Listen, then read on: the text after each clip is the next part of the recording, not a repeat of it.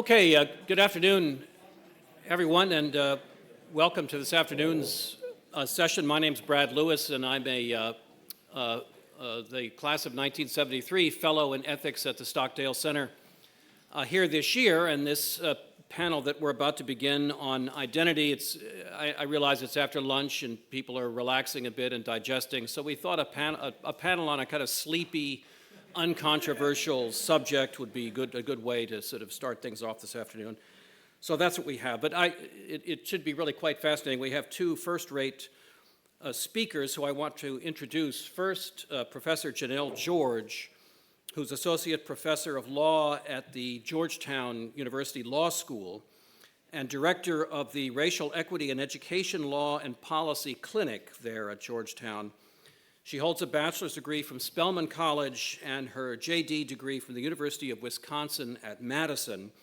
She's been a lawyer for the NAACP Legal Defense and Education Fund and has also been legislative counsel in both the House of Representatives and the United States Senate. So she will speak first, and she'll be followed by Yascha Mounk, who is a professor of the practice of international affairs at Johns Hopkins University. He's also a contributing editor to the Atlantic Monthly, a senior fellow at the Council on Foreign Relations. He holds a bachelor's degree from Trinity College, Cambridge, and a PhD in government from Harvard University. He's the author of 5 books, the most recent being The Identity Trap, A Story of Ideas and Power in Our Time. Each will speak for 15 to 20 minutes, and then we'll take questions as we have in the other sessions. So, Professor George.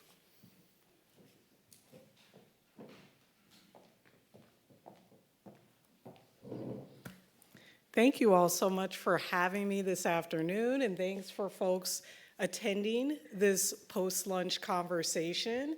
For folks who are feeling a little sleepy, we promise you will wake up very soon. I actually want to start off first with just acknowledging my father, who was, is, and always will be a United States Marine. So a little shout out to him.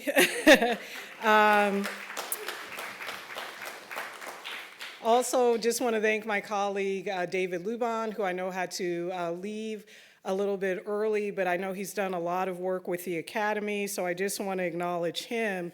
I'm actually going to start off with a clip of one of your own, before at least he retired. So let's start with this clip.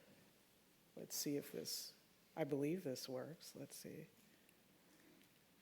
It's on.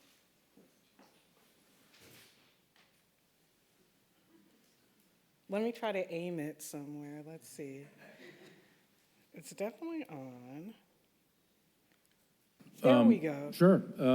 First of all, on the issue of critical race theory, et cetera, I'll obviously have to get much smarter on whatever the theory is.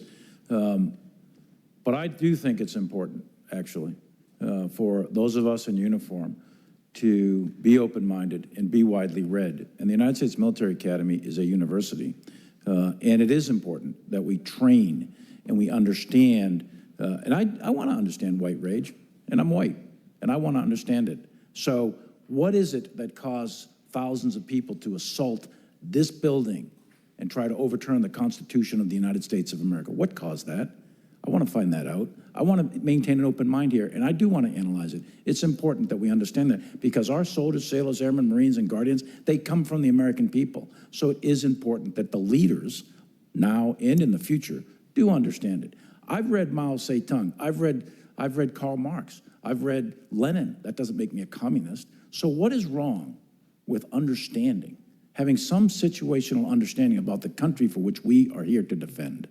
And I personally find it offensive that we are accusing the United States military, our general officers, our commissioned, non-commissioned officers, of being, quote, woke or something else because we're studying some theories that are out there. That was started at Harvard Law School years ago, and it proposed that there were laws in the United States, antebellum laws prior to the Civil War, that led to a power differential with African Americans that were 3/4 of a human being when this country was formed. And then we had a Civil War and Emancipation Proclamation to change it. And we brought it up to the Civil Rights Act in 1964. It took another 100 years to change that. So look, I do want to know. And I respect your service, and you and I are both Green Berets. But I want to know. And it matters to our military and the discipline and cohesion of this military. And I thank you for the opportunity to make a comment on that. Thank you, General. Changing the Okay, so this is what I'll talk a little bit about, critical race theory, what it is. I am a law professor, so I'll talk a little bit about how this theory originated in the legal academy. I do want to take a couple of steps back. If any of my students were here, they would probably be rolling their eyes right now because I always start with a little bit of history and context, and it's important. This is Carter G. Woodson, who founded what first was Black History Week, later became Black History Month, and he notes these things must be viewed in their historic setting. The conditions of today have been determined by what has taken place in the past. Think about when you go for a medical checkup. What is the first thing the doctor asks, or what are the questions on the forms you have to fill out? Sorry, I teach. You all have to. History. What is your history? Because they can't diagnose what's going on with you today if they don't understand what your family conditions have been. And they'll ask those questions about, has anyone ever in your family, a grandparent, et cetera, had this condition? And sometimes you're thinking like, why does that matter for my cough that I'm dealing with today? Because it matters, right? So I want to start with talking a little bit about that history, and I want to talk a little bit about racial discrimination in the armed services. First of all, just setting this, when we think about the law, we have to recognize how long legalized racial inequality has pervaded our country, right? Slavery was legal. Jim Crow was legal. That doctrine of separate but equal was legal, right? So we haven't had a whole lot of time as a nation for not having legalized racial inequality. Okay, Charles Hamilton Houston was the founder of what became the NAACP Legal Defense and Educational Fund. This is an organization that has litigated seminal voting rights cases and the Brown versus Board of Education ruling. He served in the racially segregated U.S. Army as a first lieutenant in France. That inspired him to go on and study law. He said, and I quote, "The hate and scorn showered on us by our fellow Americans convinced me that there was no sense in my dying for a world ruled by them. I made up my mind that if I got through this war, I would study law and use my time fighting for men who could not strike back." And that's what he did. He returned to the U.S. in 1919. He entered Harvard Law, becoming the first Black law student elected to the editorial board of the Harvard Law Review. After graduating from Harvard with a Doctor of Laws degree in 1923, he studied at the University of Madrid, was admitted to the D.C. bar, and practiced law with his father. He went on to teach at Howard Law, where he took his star student, Thurgood Marshall, and founded, again, what became the Legal Defense Fund. I want to talk, too, about LDF's earliest work was actually exposing the violence that Black veterans who returned to the U.S. face. So for many Black veterans of this era, the Army, being enrolled in the military, was the first time for many of them being outside of the Jim Crow South. And so when they returned to the U.S., their mindset was different, right? So if we think between the end of Reconstruction and the years following World War II, the experience of military service for Black Americans often inflamed an attitude of defiant resistance to the status quo. But unfortunately, that could prove deadly in a society where racial subordination was violently enforced. All throughout the American South, and I would add parts of the Midwest and Northeast, dozens of Black veterans died at the hands of mobs. Many were lynched, they were beat, they suffered humiliations, such as having their uniforms abused, being humiliated. And again, they had just gone out, you all, and risked their lives for this country, right? And so in 1948, as many of you all probably know, President Harry Truman issued Executive Order 9981. And that created the President's Committee on Equality of Treatment and Opportunity in the Armed Services. It mandated desegregation of the U.S. military.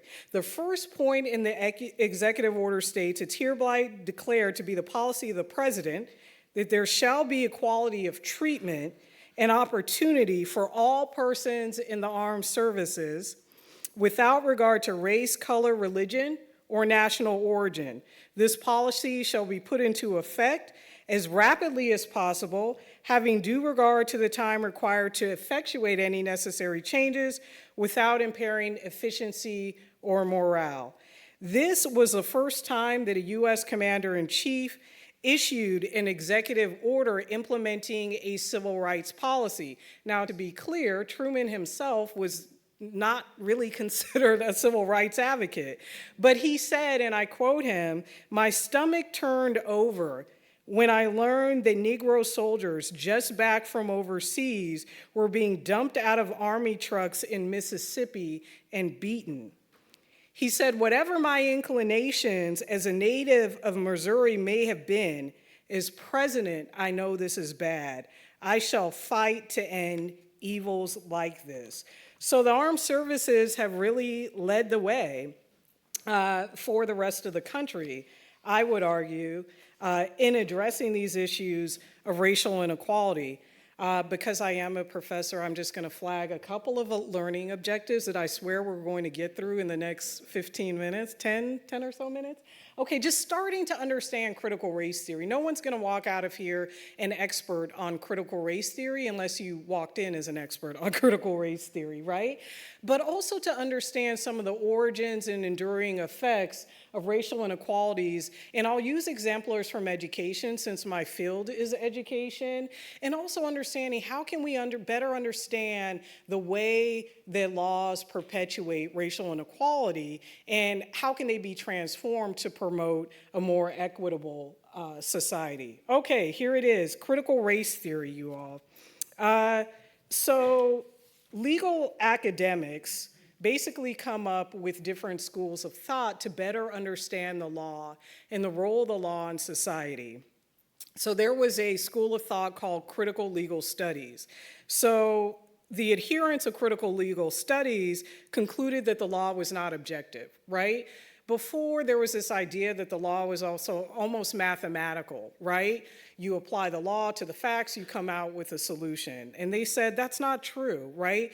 The law operates within a larger social context. And they also recognize that the law plays a role in maintaining an unjust social order. And it could actually perpetuate inequality. So they said, well, something has to be done about the law.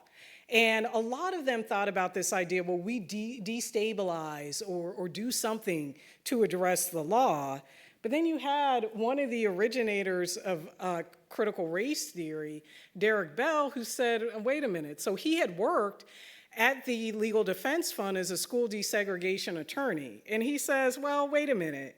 I get that the law can operate to entrench inequality, but I've also seen the law used as a tool of emancipation. And I've seen it do powerful things for vulnerable people. So the law can be valuable to the subordinated. We don't just do away with it. Oh, and by the way, critical legal studies, folks, you never talk about race. So he came up with this other school of thought, rather than critical legal studies, critical race theory that would center race within the study. So, along with several other legal scholars, including his Harvard Law student, Kimberly Crenshaw, they developed this idea that came to be known as critical race theory. So those other scholars included folks like Mari Matsuda, Richard Delgado, Gene Stefancic, and critical race theory became their mode for inquiry. How is it that in a post-civil rights era, when we have the Civil Rights Act of 1964, we have Brown versus Board of Education, we have the Voting Rights Act of 1965, are we still experiencing racial inequality? And Crenshaw, who actually coined the term critical race theory, she notes it's a verb, it's not a noun. It's a way of examining the role of law and policy in reproducing racial inequality. Okay, so in 1987, at the Critical Legal Studies Conference, they, Kimberly Crenshaw and other scholars, critiqued that movement's silence on race. They said, look, we're going to do this other thing called critical race theory. They had a convening in 1989 at the University of Wisconsin. And so that is the origin of critical race theory. I quickly just want to cover, what does it mean, right? You hear so much about it. What are some of the widely held ideas of these scholars? So first, this idea that race is not biologically real, but it's socially constructed, right? So obviously we look very different, right? But in the 90s, there was a project called the Human Genome Project that found that we actually share 99.999 something, I'm not a math person, this is why I went to law school, % of the same genes. So genetically, we're actually not that different, even though we appear to look very different. In the US, how you appear, your difference, has social consequences. LDF used to be headquartered in New York, and when I would go down to the headquarters, and this was before Uber and Lyft became really popular, I'd try to catch a cab. I can tell you, I couldn't get a cab in New York. Those taxi drivers had conceptual ideas about my race and didn't want to pick me up, right? And so we are being ingenuous if we say, or disingenuous if we say that these perceived ideas of race, these social constructions of race, don't have consequences. Slavery imposed legal status on Black Americans, right? Gloria Ladson-Billings, who's an education scholar, talks about conceptual categories of race. So if I say this is a school for at-risk children, you can think you have a conceptual idea of the racial demographics of the children who attend that school, right? That's what I'm talking about, right? This is how America has constructed race. So racism is a fixture of American society. This is not to say that all Americans are racist or that this is a horrible country. What it's saying, again, is that racism, unfortunately, has been embedded into a lot of our systems and institutions. I noted how slavery was a legal status. It was inheritable through the mother. And so this was real. This was a real part of our country. And folks who say, that's so distant, that's so long ago, remember the timeline, we're still living with the enduring consequences of this inequality. Racism is not a rarity, right?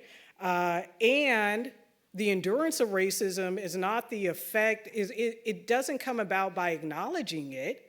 Actually acknowledging it and working to address it can help to actually remedy it, right? Ignoring it, ignoring the reality of racism is that which is most responsible for its endurance. Then there's this idea that systems and institutions can do the bulk of reproducing racial inequality, right? It's not just about bad apples or, again, this one-off person here or there.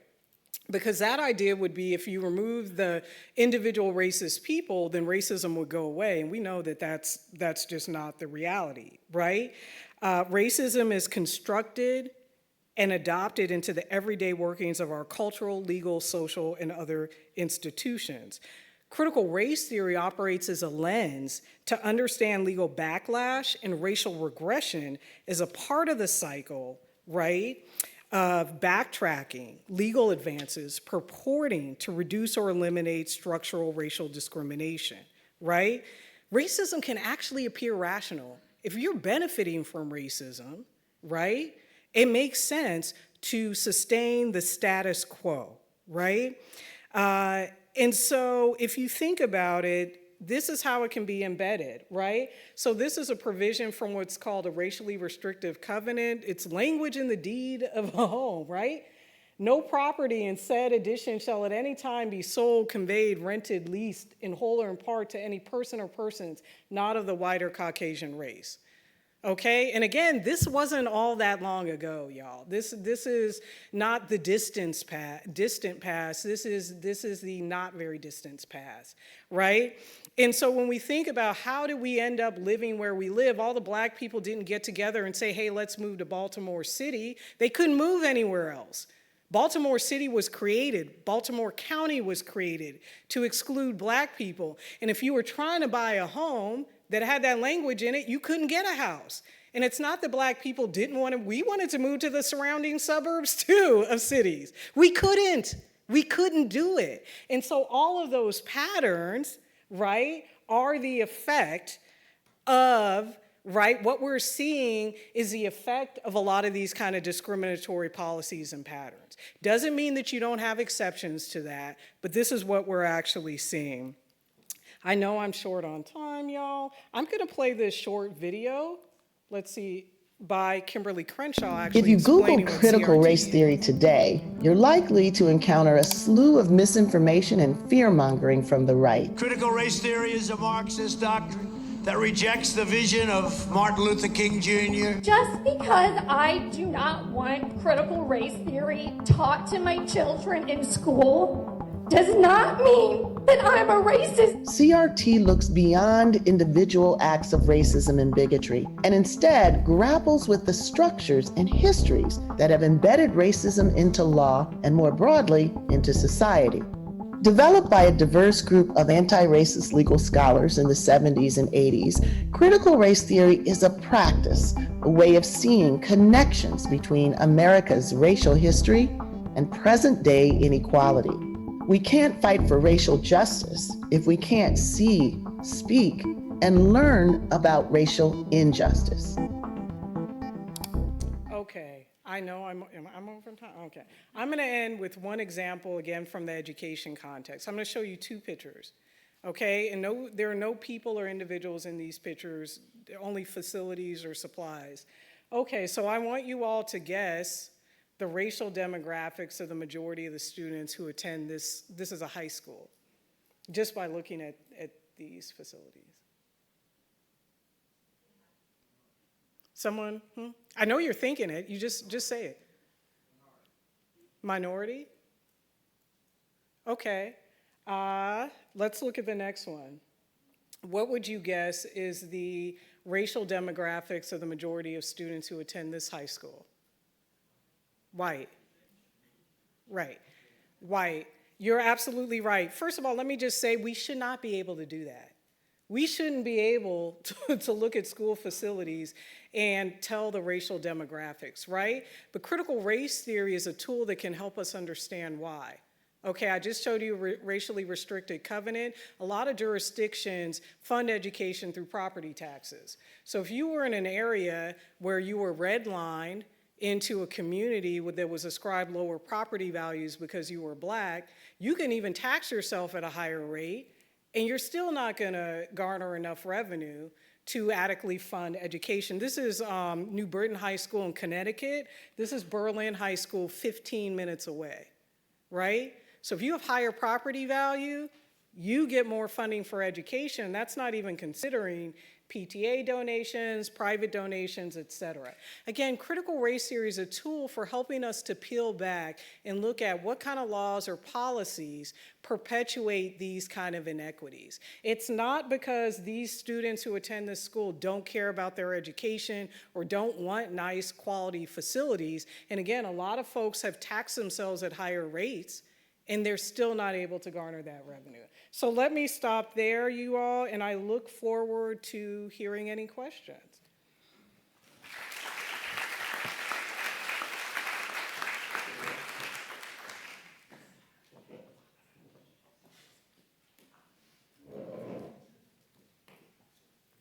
Great, and I think we can somehow switch off this presentation. Oh no, this is just perfect. Wonderful. I really look forward to this conversation, this exchange. I've been told that this is conceived of a little bit as a debate, and I do think that we have some robustly different opinions, but there's also a lot that we do agree on, and I want to start with those things. So the first thing that we certainly agree on is that race has deeply shaped the history of this country in terrible ways and continues to structure much of our contemporary reality, and that is an unjust state of affairs that we need to remedy. The second thing that we agree on is that identity, of course, plays an important role both in how we conceive of ourselves and in the ways that we might become politically active. So I'm sure that every person in this room takes pride in their identity in various ways, whether that is a national origin, whether that is the faith of your parents that may have been passed down to you, or whether that is belonging in some ethnic tradition and group. And I don't think that there's anything inherently problematic about that. I also recognize that some of the greatest advances in the history of any country in the world, and particularly in the history of the United States, have come from forms of political activity that in the broadest sense you might refer to as identity politics, which is to say of people organizing often within particular communities that were subject to discrimination in order to fight against those forms of discrimination. Some of the political figures in American history I most admire certainly fall under that category. When you think, for example, of somebody like Frederick Douglass, who in one of the most beautiful speeches in American history was invited to address his mostly white contemporaries, compatriots, on the 4th of July, and who called out the hypocrisy of America at the time, saying, how can you celebrate the values of the Declaration of Independence, that all men are born equal, at a time when African Americans still were enslaved in the country? But I think that there's also a crucial difference between the forms of identity politics that have proven historically fruitful and successful and other traditions within that. Because what Frederick Douglass went on to say was not that there's something wrong or misguided about the Constitution, not that there's something wrong about the sentiment that all men are born equal. Rather, he was calling on the conscience of his contemporaries to remedy what he recognized as their hypocrisy. He said, if you're serious about those values, then you have to actually put them into effect. Then you have to start by freeing enslaved people and giving us equal rights. And that, from Frederick Douglass through Martin Luther King to, I would argue, more contemporary figures like Barack Obama, has been a fruitful form of identity politics. One that recognizes discrimination when it is based on forms of identity like race. One that organizes within communities and beyond them, but also within them, to fight against that. But one that asks for inclusion under universal rules and norms. Ones that say it is unjust that we be treated differently, we should all be treated the same. I think that over the course of the last 10 or 15 years, you have seen the rise into the political and cultural mainstream of a set of ideas about identity that go far beyond this healthy instinct and in fact denies many of its core principles. Of a set of ideas that encourage people to see themselves as deeply and primarily defined by the kind of racial, sexual, or gender groups into which they are born.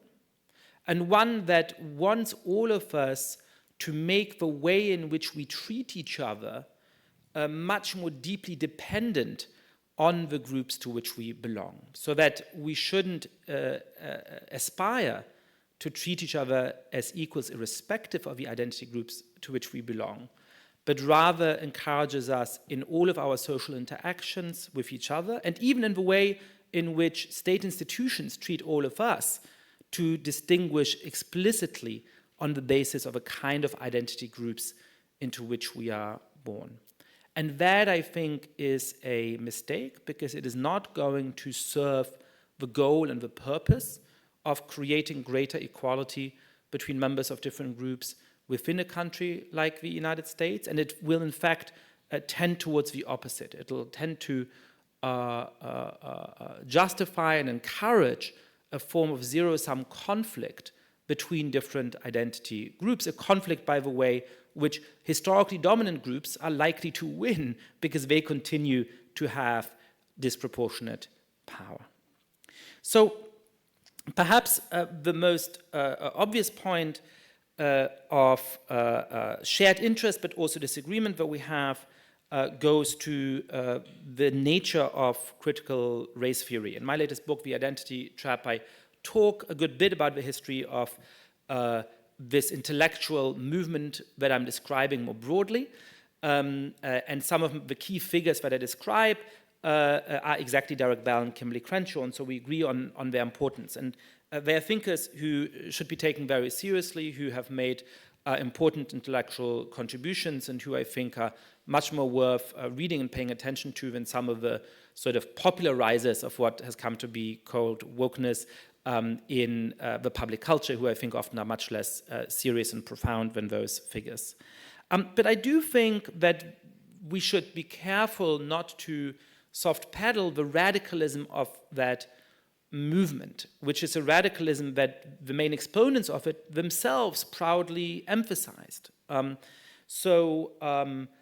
Derek Bell, like I just learned Dr. George, worked for a long time for the NAACP in the 1960s. He did very important work helping to integrate American schools and small businesses throughout the American South, litigating and winning hundreds of cases.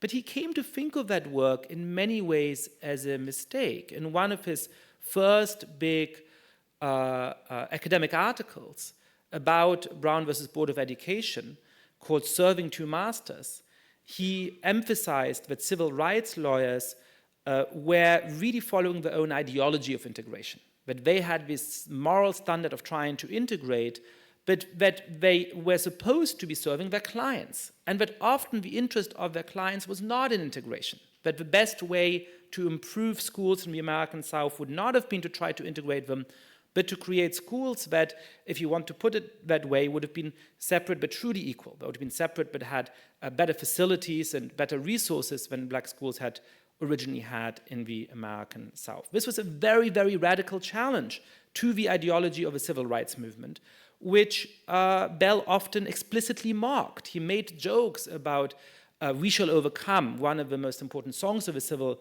rights movement, writing it off as a form of naive kitsch. This led Derek Bell to reject the possibility that we have made or that we could make real progress on the question of race in the United States. Until his death, he continued to emphasize that America in the year 2000, for example, was effectively as racist as it had been in 1850 or as in 1950. So he argued that perhaps that racism had become a little bit less visible, it had transmuted, it had become a little bit less obvious, but he said racism in the United States is a constant. There's no genuine way to make progress on racism at all. All we can do is to hide a little bit what it looks like. And this goes together with a disagreement, I think, about how we should think about race. I agree with Dr. George that, broadly speaking, race is a social construct. And I think that the lesson to take from that is to endeavor to build a society in which that social construct will play a less defining role in giving people obligations and opportunities and structuring how we treat each other. But in the broader ideology that has become so influential in many mainstream institutions today, that is not the lesson that is being taken from that insight. Instead, it is inspired by a third figure outside of critical race theory, but who is one of the antecedents of what I call the identity synthesis, Indian literary scholar called Gayatri Spivak, who said that, philosophically speaking, groups are suspect. We tend to essentialize who people are on the basis of a group belonging in a way that doesn't really have a philosophical grounding, precisely because race, for example, is a social construct rather than being a biological reality in that sense. But she said, for political purposes, we nevertheless have to embrace ideas of race and other ideas of identity in order to encourage people to fight back against those forms of injustice. And so what I worry about is not the recognition that race is a social construct. It's the idea, for example, that, as many of the most elite schools in this country now say, the nature of a good progressive education is to encourage young students to think of themselves as racial beings, to define themselves primarily by their race. This, I think, goes against the core insight of race being a social construct. And so we should think a little bit more broadly about the role that we should want identity to play in a good society. Dr. George emphasized that she does not believe in the idea of race blindness, and we didn't quite get into that part of the talk, so perhaps we can have more of an exchange about it. I agree that we should not be blind to the existence of racism. And when I'm in France, for example, I often criticize the fact that there are real limits and constraints on the extent to which social scientists can try to study the way in which race structured French society, as it also structures American society. We need to be able to look at those categories to understand how reality actually works. But that is different from asking a set of questions about what kind of treatment of each other we should aspire to, what the rules in our society should eventually be. And that's why I would distinguish between race blindness on the one side and racism blindness on the other side. We should not be blind to racism. We need to study the existence of racism in the way that it helps to structure our society. But that doesn't mean that we should embrace the idea that the way we treat each other and that the way that the state treats all of us should depend more deeply on questions of race. Now, why does all of this matter? Part of this matters because when you look at social media or you look at newspapers and magazines, you see a lot of, I think, misguided ideas that stand in the tradition of what I call the identity synthesis. There's been a big debate in the last years on the subject of quote-unquote wokeness, and I do worry about some of these ideas, both because I find them to be misguided and, by the way, because I think they polarize our society more deeply. They are one of the reasons, to add a little footnote to the excellent panel on populism before me, why it is easy for some people who don't have a serious commitment to the United States Constitution to exploit anger of people who no longer trust mainstream institutions, who no longer trust the elites running this country because they feel that the values have become so distant from how they feel about the world. So this debate matters in this way, but it also matters because of some of the practices and some of the actual decisions by important government institutions that they have inspired. So I worry about the fact, for example, that in a great number of private schools across this country now, this practice is a little bit more restricted in public schools, for there are certain versions of it in some of those as well.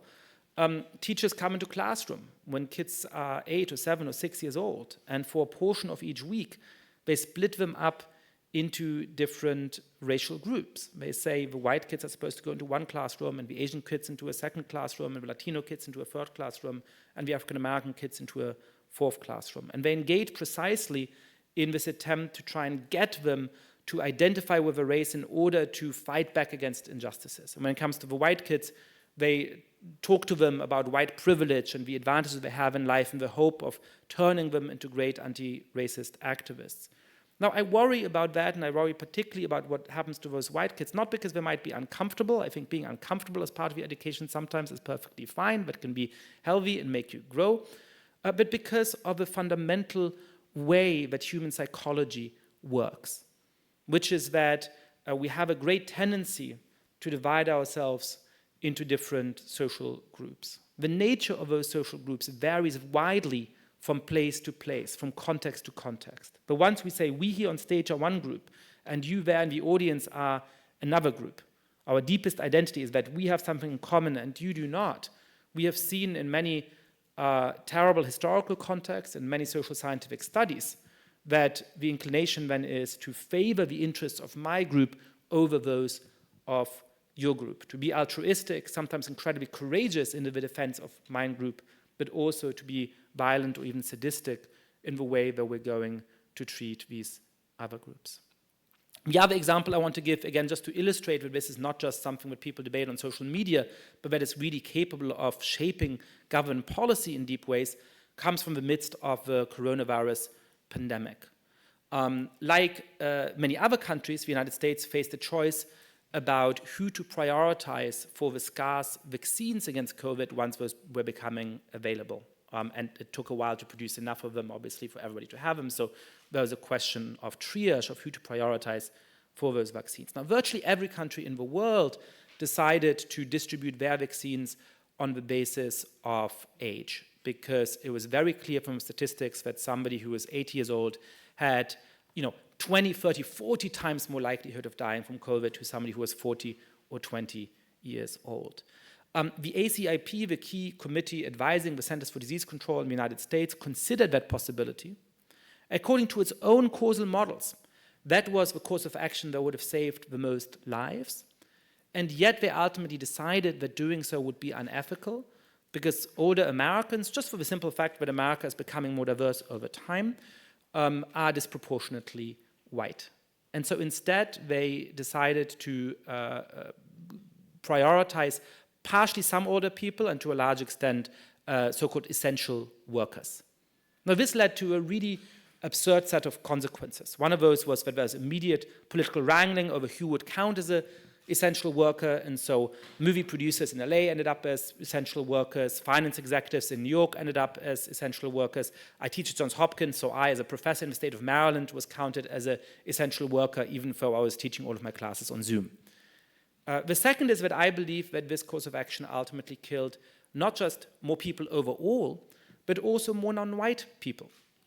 Because all of the statistics suggest that if you give 2 vaccines to 25-year-old Latino Uber drivers, rather than 1 vaccine to an 80-year-old Latino retiree, more Latinos are going to die as well.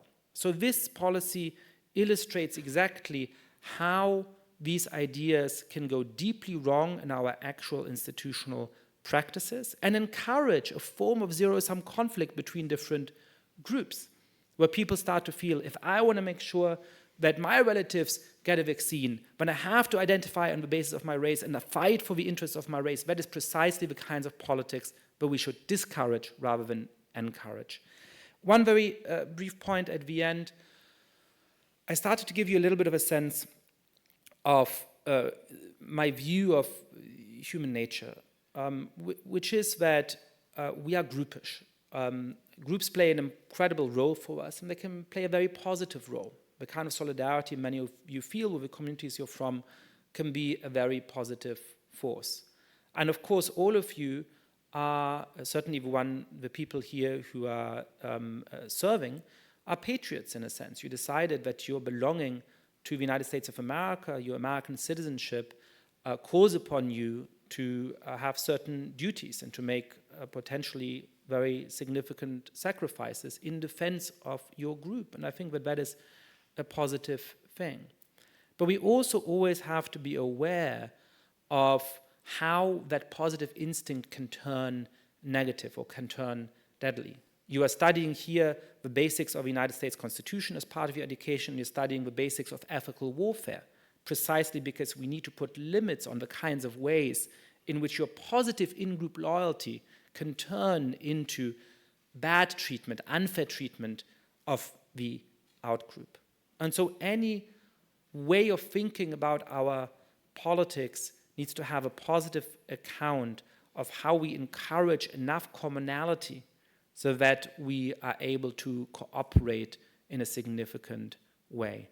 The Navy and other branches of the US military do that, not always perfectly, but I think very well.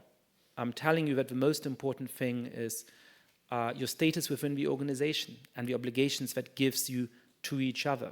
The fact that you should, of course, be sensitive to each other's origins, to each other's beliefs, to each other's identities, but you shouldn't treat each other differently on the basis of that. You should strive to treat each other the same, regardless of that. And that, I think, is a broader model for the United States to follow as well. There continues to be racism in the United States. There continue to be deep structural problems in the United States.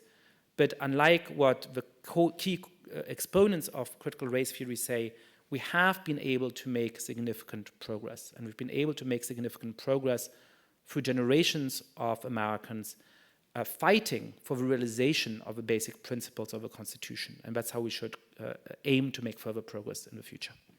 Thank you.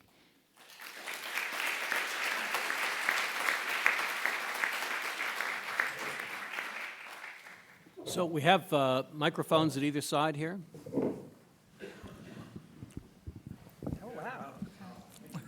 First off, I appreciate it.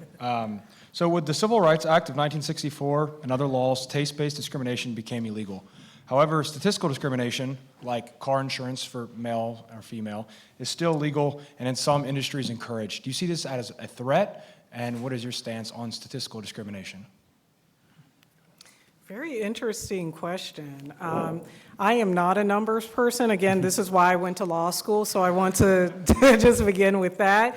I want to actually tie this to something that Dr. Mounk mentioned about Derek Bell. One critique that Bell had was of the civil rights era was this idea of what he called formal equality. Like formal equality is enshrined in law in the Civil Rights Act, in the Voting Rights Act, right? But what he critiqued is that formal equality imposes no kind of affirmative duty. It's more about preventing discrimination, addressing acts that have already taken, addressing discrimination that's already taken place, but not addressing how people can proactively, right, foster more inclusive places. And so he really was critiquing the limitations of civil rights law. And what happened, particularly when we see in the aftermath of the Brown versus Board of Education ruling, right, which said, okay, dismantled a segregated education, right?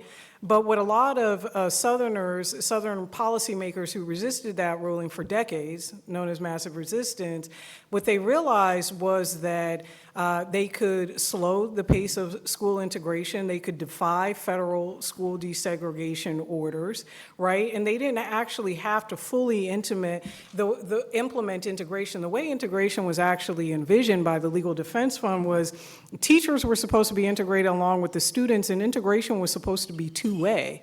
Black teachers and students were supposed to go to white schools, white teachers and students were supposed to go to black schools. Of course, it wasn't implemented like that. A lot of black educators were fired, pushed out of the workforce. I'm getting to your question, I swear. And then the burden was placed on some black children because of segregated housing to be bused over to predominantly white neighborhoods. And so what Bell's critique was that, yes, we had formal equality in the law, but that didn't actually effectuate true equality in treatment and policy and practice, right?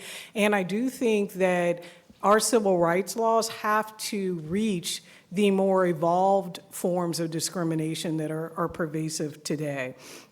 And so your point in terms of statistical discrimination, if you will, when people look at risk and weigh risk in terms of valuing different things, again, I'm not a statistics, I can't even say it. I don't know, but what I can say is what we have to pay attention to is practice, right? And that's a lot of what I teach my students. It's not just what the law says on its face, it's how it's implemented, what kind of practices we impose. And again, not just what you read, but what takes place. So I don't know if you want to touch the statistics piece. I'll just briefly speak to it. I think that's a question about the kinds of grounds on which we think it should be acceptable to have different treatment and the kinds of grounds on which it shouldn't be acceptable to have different treatment. So it seems to me, for example, that, at the risk of angering many people in this audience, younger people have higher accident rates, right? And that's partially because they have less experience driving a car, partially perhaps because they have more risky driving behavior. It doesn't seem to me obviously unfair to say it's okay for insurance companies to differentiate insurance rate on the basis of age, so that you start out with a higher insurance rate and over time they come down. Perhaps for some reasons that's unfair. If you're a young driver who's very competent and not risk-taking, perhaps you're being unfairly thrown into a bucket with your co-age people, right? But I think that does not seem to me as obviously pernicious as if an insurance company says, well, it so happens that African Americans have higher accident rates, and so even though you drive very safely, just because you're black, you're going to have a higher insurance rate. That, given how easily race can lead to social conflict and the sort of facts of American history, seems to be much more troubling. So I think when it comes to statistical discrimination, the question is statistical discrimination on the basis of which characteristics, and I would prescribe certain characteristics like race from that, but perhaps others like age might be permissible. Thank you both. I appreciate it. I'd just like both of you to briefly talk about what you think of colleges moving toward taking race off of college applications. How much time do we have? No, I'm kidding. No, seriously. That's a big question. You know, a lot of black people, one of the slides I have is a timeline of all the different cases. A lot of black people fought for decades before Brown, I would say almost a century before the Brown ruling, to access education. So it was once a crime in this nation for black people to even learn how to read or write. And not just whether they were enslaved or free, and not just the black person was criminalized, but whoever taught them how to read or write. So again, education has always been weaponized in this nation to maintain racial inequality. And I think we have to recognize that, and we have to recognize the enduring legacy of that, the intergenerational legacy of that. Black people were denied admission to a lot of universities solely because they were black, right? That's actually why a lot of the teachers in the South were better educated than, a lot of the black teachers were better educated than the white teachers, because a lot of the Southern universities would not admit them. They said, here, we'll actually pay your tuition, and they had laws like this. We'll pay your tuition. You go up north to Columbia or wherever and get a degree, and they did. And so a lot of the black educators were far better educated because of racism, right? But to be denied solely of your race, Thurgood Marshall wanted to go to University of Maryland. They wouldn't admit him. That's why he went to Howard Law. And so I don't think that we can ignore, say, as the late Justice O'Connor did in her opinion, there's a sunset on racism, right? And she had this idea that racism would sunset like in 2020, we wouldn't have a need for affirmative action, which, by the way, was envisioned as a remedy to address decades and decades of denial of educational opportunity. It started with an executive order, first by Kennedy, then by President Johnson, for the federal employee workforce to be desegregated, right? And it said federal agencies shall take affirmative action, right, to expand job opportunities. And so I think as early as Bakke, one of the affirmative action cases, when we started to focus rather than on past remedies and instead on just the benefits, and there are benefits for everyone, I swear I'm wrapping up, for attending integrated places. You all are in many ways being prepared. You're being prepared to go out into the world. You're being prepared to be leaders. And I can tell you, if you don't know how to interact with other folks of different backgrounds or who've come from different places, you will be really limited in your efficacy.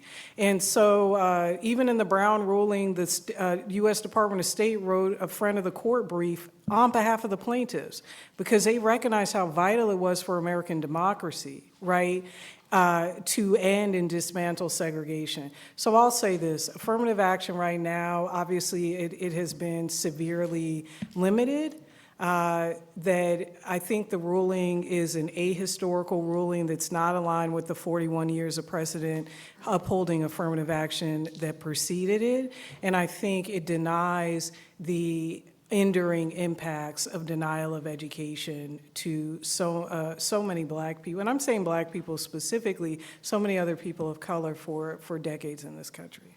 A few thoughts on this. First is that I agree that the original impetus behind affirmative action was remedy of past racial injustices, which I think is a much stronger impetus than the one that ended up for a number of decades being recognized by the Supreme Court, which is diversity. And while I very deeply value diversity and think it has positive effects, I think the idea that affirmative action was in pursuit of diversity was always a kind of, pretty bold-faced lie in the university system, right?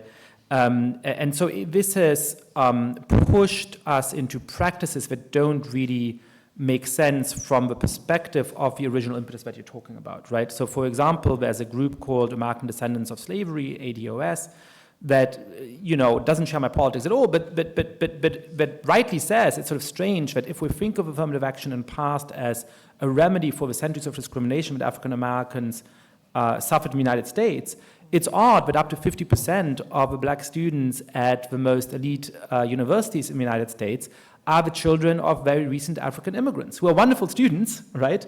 But who are the kids of Nigerian and Kenyan doctors and engineers and lawyers. And the idea that that somehow is helping to remedy those elements of America's racial history that Dr. George rightly talks about is just kind of a very weird pretense, right? The second thing I'll say about the admission system at American universities as somebody who is a US citizen, has lived in this country for a long time, but who comes from Europe, is that the whole thing is a damn mess. You know, I'm not, as you may have noticed, this burn the system down kind of a guy. When it comes to the American admission system, I want to burn the whole damn thing down.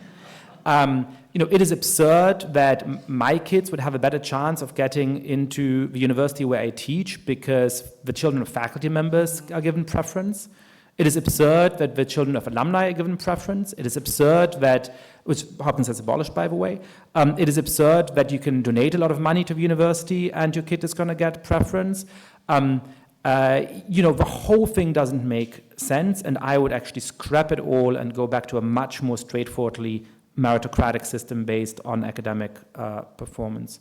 The last thing I'll say is that this is part of a broader debate about the context in which American institutions in general and public institutions in particular should be allowed to take race into consideration, not when checking whether there's discrimination, whether we should always have race on our mind, but in deciding how to treat people, whether to distinguish between people on the basis of race.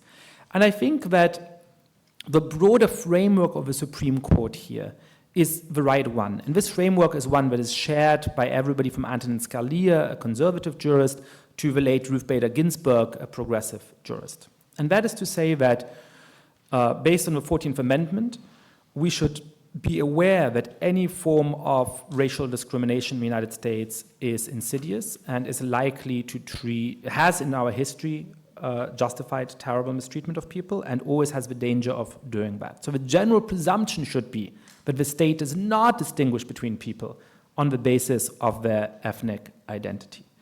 Secondly, there can then be a very compelling state interests, very particular things that the state wants to achieve that are legitimate, which may require, within limited context, distinguishing between people on the basis of ethnicity.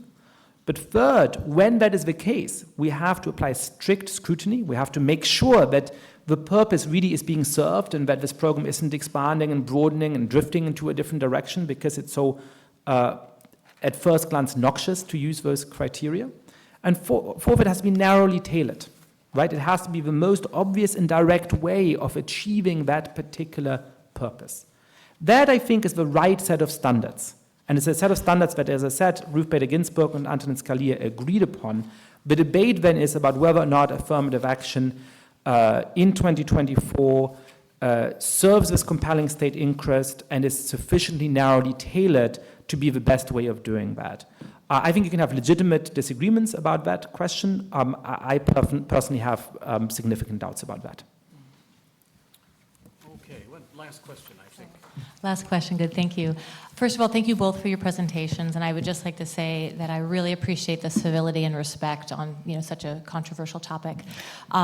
Also, sometimes people go to conferences and they don't really ask questions, they want to make rhetorical statements. This is legitimately a question that I don't understand, and I hope you can. Thank you for that.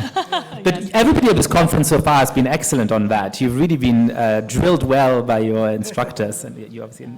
Thank you. So I'm a philosophy professor, and the realm of human identity is studied fairly extensively in philosophy, and the literature on it is wide and deep. But the thing that's interesting to me is that human identity is almost always associated with that over which humans have volition, right? There's a sense of agency in that. There's a sense of assent to, say, one's values, one's axiology, one's politics, one's religion, but all of that involves human choice and therefore rationality. So that's the background. So it's a little bit confusing to me why a factor over which someone has no volition is deemed a major salient category by which we divide people. Maybe I'm just ignorant to sociology, and that could be the case, but could you please offer your thoughts on this? I mean, I can speak from just my perspective, right? When I wake up in the morning, at least most days, the first thing, I'm not thinking first, oh my gosh, I'm a black woman, right? I'm me, right? You all define me by my race and gender. When I go out into the world, oh, trust me, people make very clear how they perceive me as a black person, whether I am legitimately a professor of law at Georgetown, or if someone said, you must be an affirmative action hire, or something like that, right? I am defined from without, not, I like being black, you know, we're great people, we're fun to be around, et cetera, but I don't actively seek to categorize myself. Do you know what I mean? Like, I don't, and this is the irony. I went to a historically black college, Spelman College. That was the first time where I really didn't think about race. Here I am in an all-black environment, and I had grown up in Seattle, Washington, so in most of my classes, I was one of a handful of black children, and it became more so the further I went, where sometimes I would be like one of two in an AP class, right? And, so I was always ultra or hyper aware of how I was perceived, right? But going to historically black college, all of a sudden I didn't have to think about that. I didn't have to wonder what someone would think about how I spoke or what I did. It's almost like it came off the table. So this idea, even the idea, and I know you focus on like identity politics, sometimes folks are just grouped together, right? It's not that we're grouped from without. It's not always grouped from within, right? Sometimes these categories, I mentioned these kind of social constructions of race, how they're projected onto people. I have black friends who present as white, and people have no idea they're black. So oftentimes, and it's just convenient for our minds to project identities onto people, right? But those projections have consequences. They have social and political consequences for whatever category you go into, right? And if you happen to be, for example, black in this country, there are some very real material and political consequences, right? Or if I'm stopped by the police, I very much have to think about that, right? It's not a reality I would want. I always say about this concept of colorblindness, no one wants a colorblind world more than people of color. I would love to be treated as a human being and not judged by my color. That's not the reality of the world that we walk in, not right now. Maybe we can aspire to that. You know, I loved your point about building a society where social constructs play less of a defining role. I would love that, and I think that that's what we should all aspire to.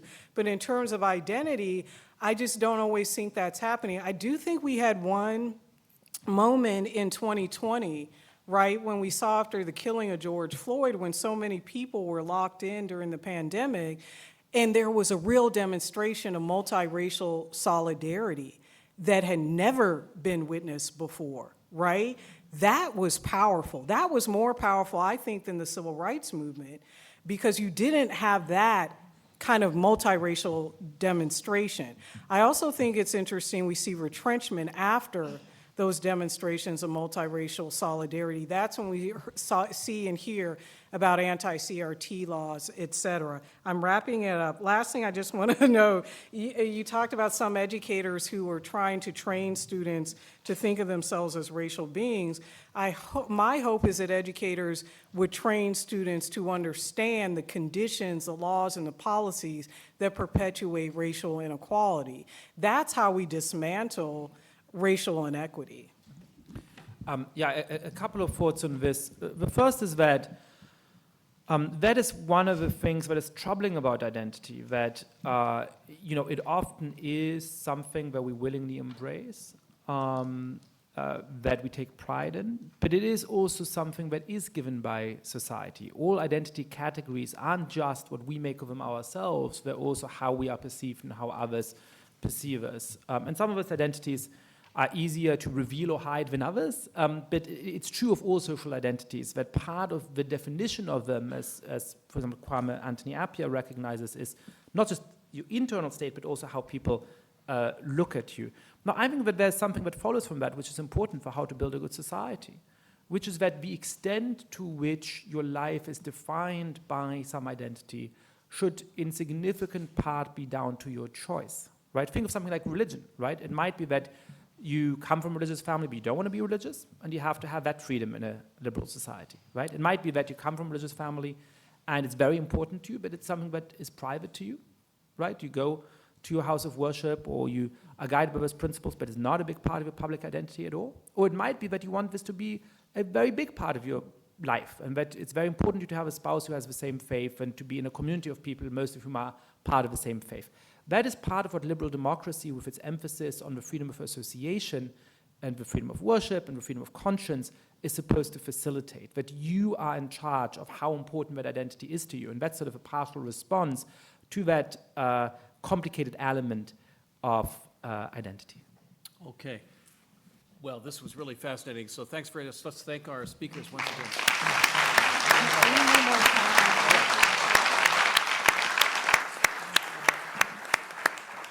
Thank you. No, thank you. I wish we had more time. Yeah, we could have. 20-minute break.